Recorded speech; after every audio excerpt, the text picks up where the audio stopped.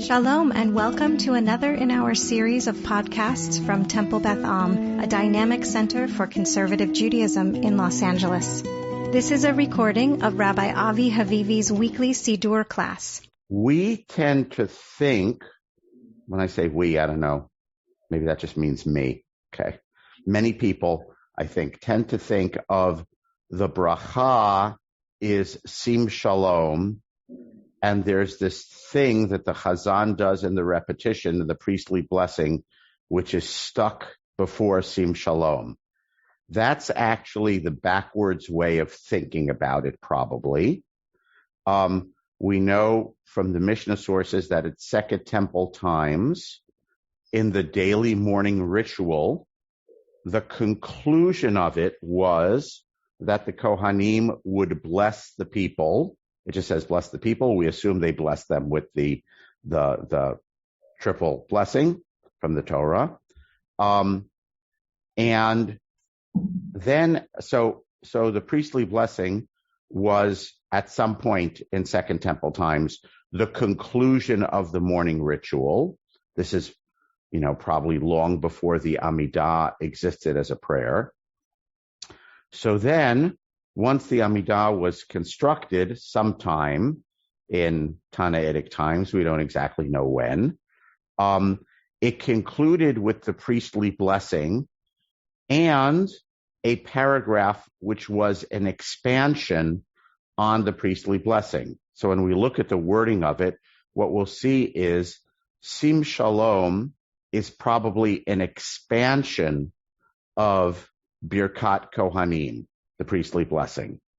So rather than, because we say the Amidah individually, privately first, we think of it as this individual, contemplative, meditative prayer, which is not originally what it was. Originally, all prayers were recited aloud, right? So Sim Shalom is actually an expanded version of Birkat Kohanim, rather than Birkat Kohanim is this thing which is stuck in before Sim Shalom. We're also misled, of course, by printers, right, who usually print Birkat Kohanim in a smaller font, saying reader adds it, right, which gives us then the psychological feeling that's added. It's a thing that's added in and is not primary. So historically, probably Birkat Kohanim is primary. Sim Shalom is an expanded version of Birkat Kohanim.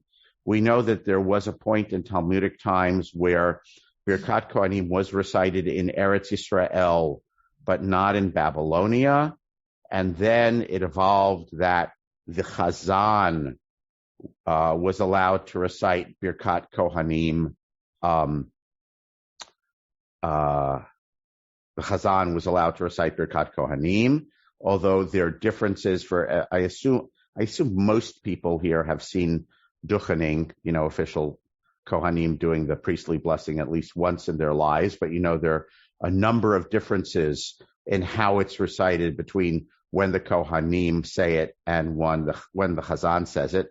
Probably a primary one textually is that when Kohanim recite Birkat Kohanim, we say Amen to each line, whereas when the Chazan says it, we say Ken Yehi Ratzon, okay, which is kind of a lessening, sort of, as it were.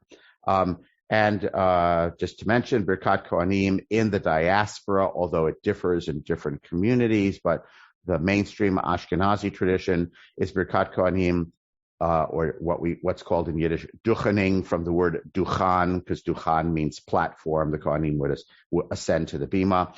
Duchening is done in most mainstream Ashkenazi Orthodox shuls in the diaspora on festivals that fall on weekdays, like Sukkot, for example, not when it's Shabbat.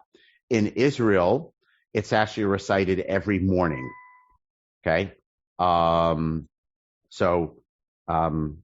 Weekday morning minyan, the small shul, one or two Kohanim in the Kahal, they go up and do Birkat Kohanim. Even in conservative shuls. Right. So there are a few. So in general, in the liberal synagogues, Birkat Kohanim was done away with because Birkat Kohanim as Duchening was done away with. Birkat Kohanim done by Kohanim. It was done away with because this idea of hereditary power to convey blessing was disapproved of in the liberal movements, by which I mean Reform and conservative.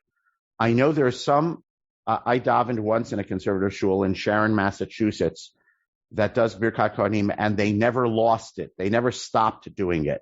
So there are a few conservative shuls where they do Duchening and they've never stopped doing it, meaning they didn't do away with it in the year 1880 something or whenever. There are some conservative shuls that have brought it back.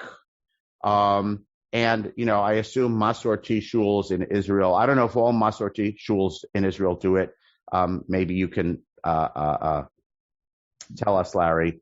But I assume Masorti shuls in Israel do it because, I don't know, shuls in Israel do it every day and everyone does it every day. And it's not such a quote unquote special thing. In the United States, it's a special thing. I remember I would take my kids down to the local modern Orthodox shul. I tried to do it once on Yom Tov because I wanted them to experience Duchening. In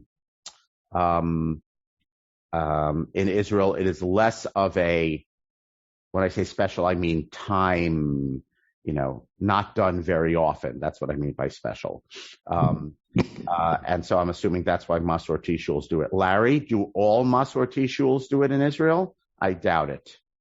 I don't know if they all do it. Moreshet Avraham, which is like what used to be one of the flagship shuls, the shul of David Golinkin and Reuven Hammer, Benji Siegel does it. I think, but I'm not sure that Mayanot, which is another shul in the same neighborhood, I think that they do it. I know that they do it at the Agron. Yeah, the Agron Street Shul. I know they do it. Okay. And I know that they do it in French Hill. So those are the only ones that I know for sure. It's at least 4. Okay. All right. Joanne, you have a question. I just wanted to comment that my observation has been that only shuls that maintain the distinction during Torah reading of calling up a Kohen and a Levi are shuls which would duchen. So generally, shuls that have, abolished the distinction of Kohen and Levi during Torah reading are shuls that don't duchen. Okay. Although there are a lot of shuls that still call up a Kohen and Levi that don't do duchening. But maybe it's not the other way around. Maybe shuls that do duchening maintain the distinction. By the way, and I remember our own Rabbi Perry Netter at Temple Beth Am many years ago came down to the library meeting and gave a Dvar Torah at Parshat Naso in the book of Numbers, which is when we have the priestly blessing in the Torah. And he was in favor of why don't we experiment with restoring duchening to our synagogue, and why doesn't the library minion do that? But the fish were not biting. I myself think, by the way, that if we wanted to restore that and we didn't like the idea of hereditary, we could say it's the officers of the synagogue who offer up the duchening or something like that. If we wanted to have, but how are you going to get them into shul? But well, if you sent them a notice, a week in advance, then they might come to shul, right?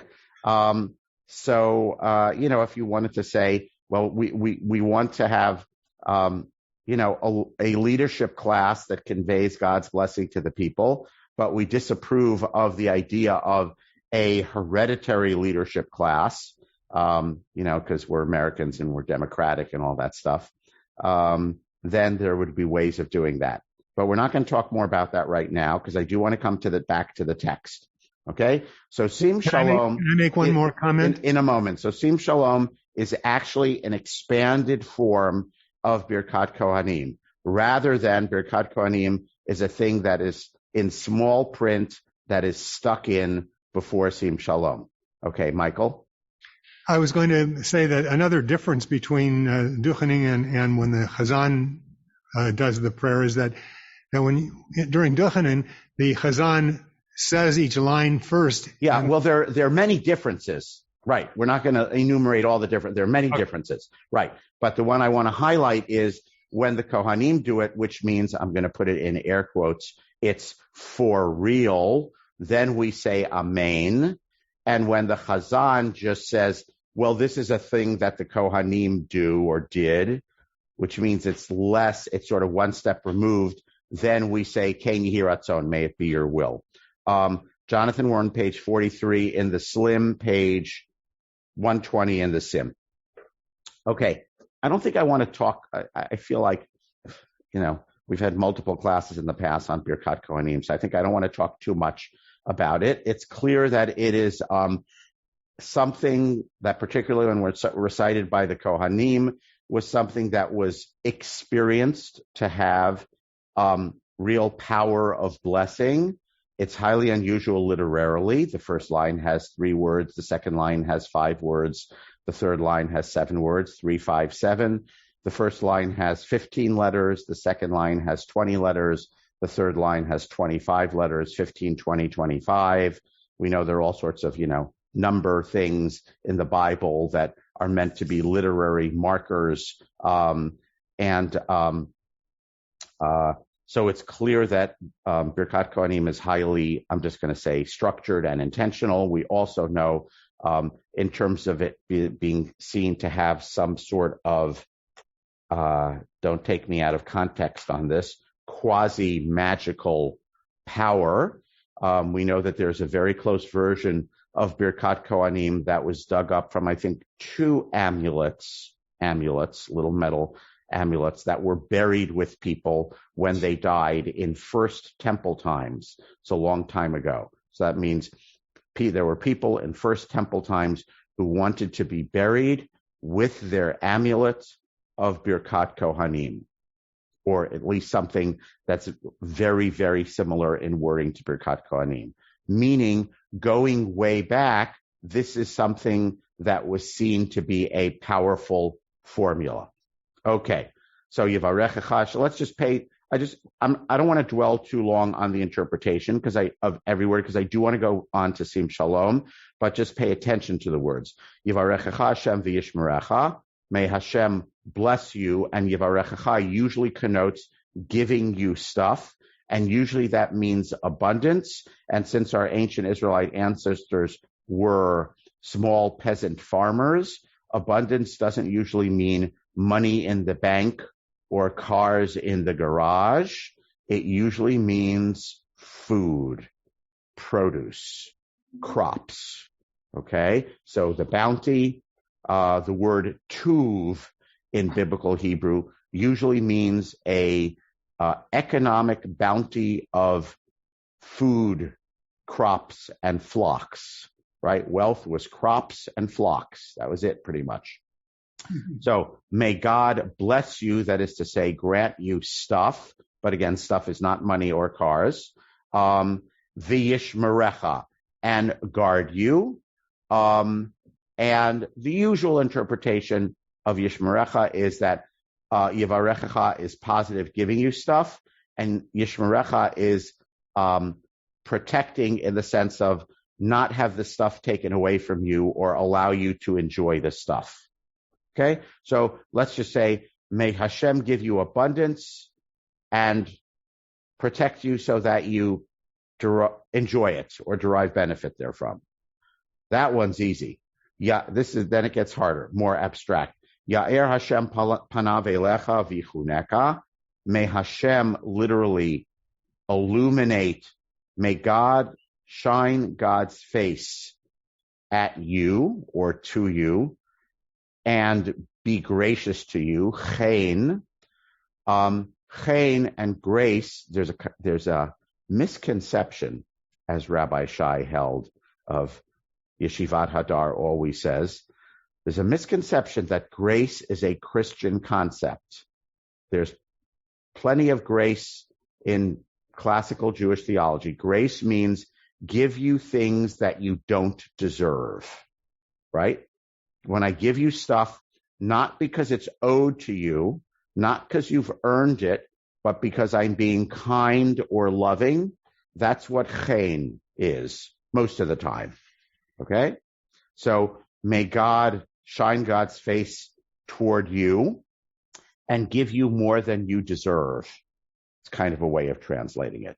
Although we say it more nicely by saying, be gracious to you, show you grace. All right. Act towards you with grace. Yisa Hashem panav elecha. So again, something about God's face, but this is not send light, ya'er, from the word or, which we just read in last week's parsha, Yehi or, but Yisa, which means to lift up. So may God lift up God's face towards you. And if I said to you, well, what does that connote? If you just think of it as a human metaphor, lifting up your face probably means taking notice of someone, right? I'm walking down the street. All of a sudden I see someone I know. What do you generally do? You kind of look up and make eye contact, right? So may God lift up God's face toward you and grant you peace. Shalom. Okay. And, lots of commentaries about the second line and the third line and what do they mean. The first line clearly means stuff. So what is the grace and what is the shalom, which appears to be something other than the stuff? So, is the grace interpersonal, right? Because the other place where the other way grace is used in biblical Hebrew is people see you and you have chen, like Joseph, right? People saw him and he had chen. It means people liked him. They approved of him. So for God to treat you with chen, does that mean God should make it such that people like you? Okay. Is it something interpersonal? Shalom. Is that community-wide? Is that internal peace? So every year, Parshat Naso, someone gives a different interpretation of this. Rabbi Elliot Dorff talks about his drash on this is, why is this the blessing that parents give children on Friday nights? Because we want them to have good things. Then when the relationship is good, it's the second line, it's a relationship of chen. But there are times when your relationship with your children will be rocky, like when they get to be teenagers or something. And then we pray for shalom, because then the relationship is rocky, then we need shalom. I'm sure I misquoted Rabbi Dorff, but that was some version of what he says. Anything people want to add in the next, I'm going to keep it short, on your understanding of these three lines.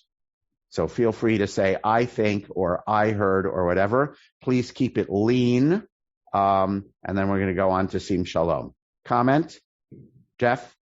Yes. Help me understand. My recollection of Duchening is it went on for a while.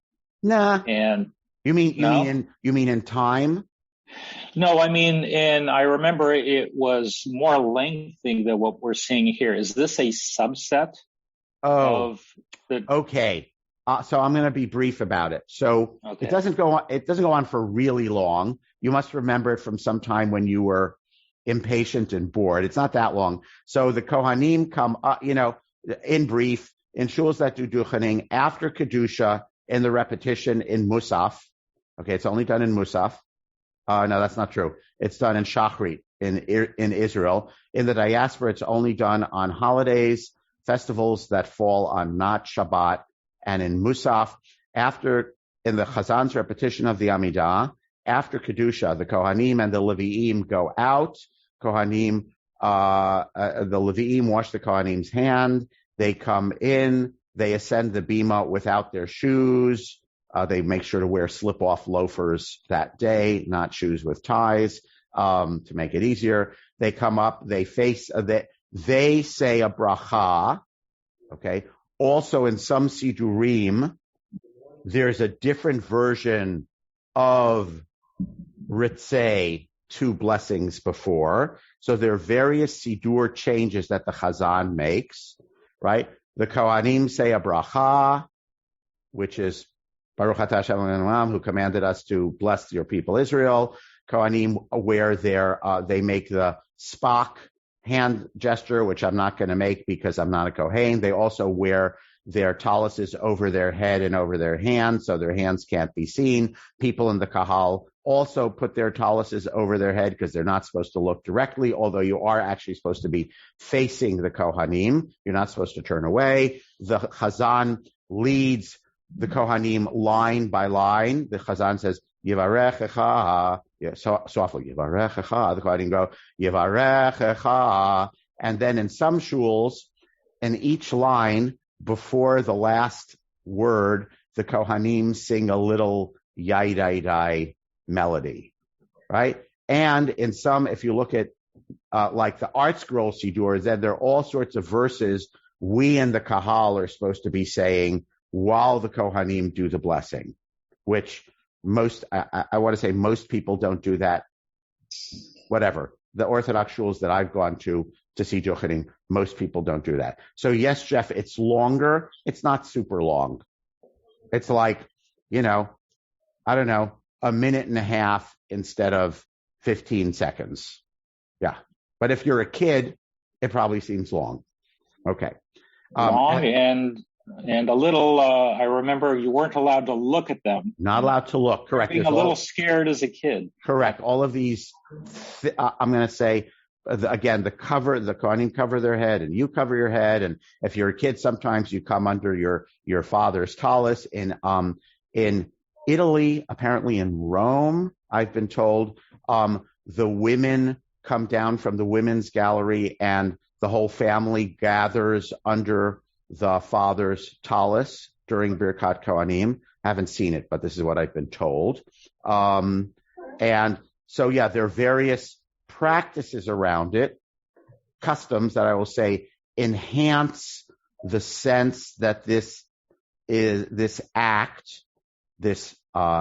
speech act is an act of power, right? We know there are modern theorists. There's a guy named Robert Cover, who I hear quoted all the time, who I don't know if he's an anthropologist or a sociologist or a linguist, but he says that there are times when speech acts have power, like when a judge says, guilty as charged, that utterance, normally if I say to you, Jeff, that's a nice shirt you're wearing, that's like, okay, me communicating with Jeff, it has no power. It doesn't make anything happen. It doesn't enact anything. When a judge says, guilty as charged, that is a speech enactment that has power.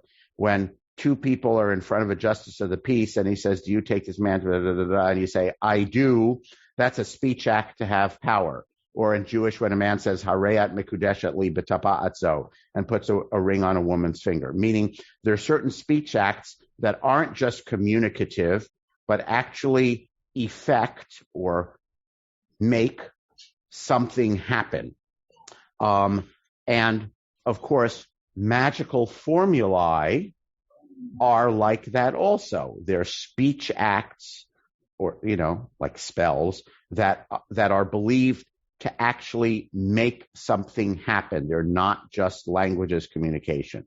So I would say Birkat Kohanim is one of the things in Judaism that we have that has a residual effect of its speech that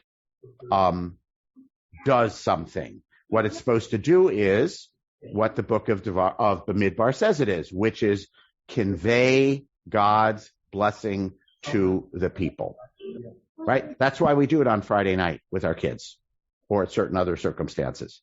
I've seen it certainly at B'nai Mitzvah. I've seen it at weddings, right? Okay. Anyone want to say? I'll give you another minute or two. What does it mean? What do the lines mean to you?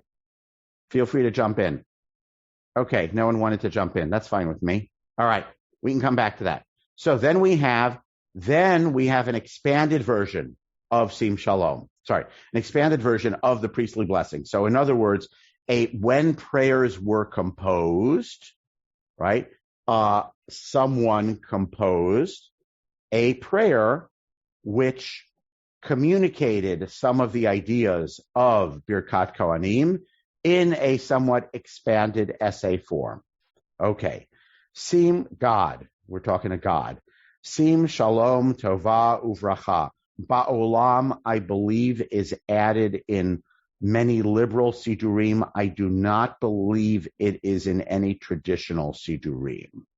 Would require some research to be 100% sure about that. So because this is really clearly directed to Israel, this is the Kohanim's blessing to Israel, and we're embarrassed that we only want to bless Israel, the liberal movements had added Ba'olam.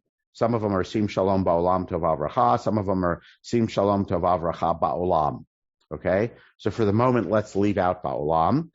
It does break the flow, you'll see. Sim Shalom Tova Uvracha Chen V'Chesed V'Rachamim Aleinu V'Al Kol Yisrael Amecha. Hashem, grant Shalom Tova, which Tova Uvracha, remember I told you Tova in biblical Hebrew usually means stuff. So this harks back to Yivarechacha. Chen, which is in the second line of the priestly blessing, but we add Chen, when we're talking about Chen, grace, to give you favor that you don't necessarily deserve, that you haven't necessarily earned, but just is bestowed upon you because the bestower is being kind. So we extend that to Chen v'chesed v'rachamim, grace and loving kindness and compassion. So Sim, command form, okay, but it's command that's request. So we're saying God. There's nothing here that says God. Okay, it implies God. Give peace, abundance and blessing, grace, loving kindness and compassion on us and on all Israel. Okay, so this is we are saying, so the Kohanim, right? So let's just take a step back. The Chazan did the lead-in. Eloheinu v'Eloi Avotenu. Give us the triple blessing, which is written in the Torah, right, written by Moses. That is said by Aaron and his sons, the Kohanim, right, as it says, da da da da da da da. So then we get the blessing from the Kohanim, or from the reader acting in place of the Kohanim, and then we say, right, God, give blessing, abundance, grace, etc., to all of Israel. So we're kind of echoing what we just heard in Birkat Kohanim. We're now adding our prayer to Birkat Kohanim, if I can put it that way. Okay, does that make sense? Barchenu Avinu, Kulanu Ke'echad. Bless us, all of us, Kulanu Ke'echad, all of us together, every single one of us. Okay, Be'or Panecha. Why do we have or? Because this harks back to Ya'er Hashem Panav Elecha. So whatever it means, it's obviously some kind of metaphor for God to shine God's face to you. Okay. Now we say, bless every last one of us with the illumination of your face. Let's say the illumination of your presence, to make it a tiny bit less anthropomorphic. Why do we want that? Ki be'or panecha natata lanu Hashem Elokeinu, because Michael Harris, you want me to wrap it up? Michael, why do I have to tell me why I have to wrap it up? I know they're singing, but how does that interfere? Can you tell us how that interferes? He can't speak. He's not speaking. They're singing. Are we disturbing them in the sanctuary? Give it a moment. Is anyone in the sanctuary besides Michael? He's going to type in the chat. Type in the chat. I just want to know if we're disturbing them or you can't hear. Michael can't hear. Okay. I'm going to take a few more minutes. Okay. And then we'll wrap it up. Okay. Because right in the middle of the paragraph, let's go till a quarter of. Okay. So, by means of the light of your face, or something like that, be'or panecha, through the light in your face, you have given us, natata lanu Hashem Elokeinu, what did you give us? Torat chayim ve'avat chesed. You've given us a Torah of life and love of compassion. So one important function in this expansion, which comes probably more from rabbinic times than from biblical times, is the author has tied Birkat Kohanim to the thing that is most important to the rabbis, which is not the thing which is most important to the sages, which is the thing which is not mentioned in Birkat Kohanim. What is that thing? Torah. Okay? So the thing that the sages so the thing that the Kohanim do not mention is Torah, right? Not too surprisingly, because the emphasis on Torah is really a rabbinic emphasis in general. Okay? Maybe it's a Deuteronomy emphasis, but it's in general a rabbinic concern. Okay, so here we have linked Birkat Kohanim to Torah. I want everyone to see that maneuver. Okay? And we linked Or Panecha. What is Or Panecha? What does it mean to have the light of God's face? Sim Shalom seems to imply or say that it has something to do with receiving Torah. You gave us the Torah by means of the light of your. So what does it mean? You could put it this way. For the author of Sim Shalom, what does it mean that God shines God's face to us? What it means is God gives us or gave us the Torah, right? Shining the face is very abstract. By the way, we say that in English also. She was beaming, right? We use that same metaphor of sun or light. You know, she was beaming with joy. We don't say she was beaming at you. We don't say you beamed your face at me in English, right? But that's what this means, right? May God beam God's face at you. And here, what it means that God beamed God's face is Torah. All right? Torat Chaim, Torah of life, and love of chesed, love of compassion, utztakav, uvrachav, rachamim, v'chayim, v'shalom. Right? So God gives us all these things through the beaming of the face. But I want to point out that the thing that's really added, that's different, is Torah, which is not mentioned anywhere in Birkat Kohanim. So why don't they mention that in the English? They don't say anything about what you just said. I can never answer that question because I'm not in charge of English translators. So sentence number 1, give shalom, chen, and chesed, on us and all Israel as one. That's request number 1. Okay. Request number 2, bless us, God, with Or Panecha, your light. Why? Because this Or gives us, through the Or, you gave us Torah, as well as tzedakah and beracha and rachamim and chayim and shalom. Coming back to shalom, that's clearly the key word. Okay, remember we said each one of these brachot has a key word. Okay, so that was request number 2. Sentence number 2 is request number 2. And then, v'tov be'einecha, may it be good before you, maybe meaning may you continue to want to, God, bless your people Israel all the time with shlomecha, your peace, which means peace that comes from you. So then we had the word shalom in this prayer for the third time. We had sim shalom, utzachav rachamim v'chayim v'shalom. So we have shalom in the first sentence. We have shalom in the second sentence. And then we say, may it be good. May you continue to approve sending with peace in the third sentence. Baruch atah Hashem, hamvarech et amo Yisrael, bashalom. Right? So this bracha is Birkat Shalom. We call it Sim Shalom. Okay? And it's clearly an expansion of this final word of Birkat Kohanim, V'yasem L'cha Shalom, and an expansion that harks back to the rest of Birkat Kohanim because it mentions bracha, okay, and the light, right? Blessings and the light. So basically we have an expansion of God should give you peace, okay? And in that expansion, that expanded paragraph, the author harks back to several of the key words.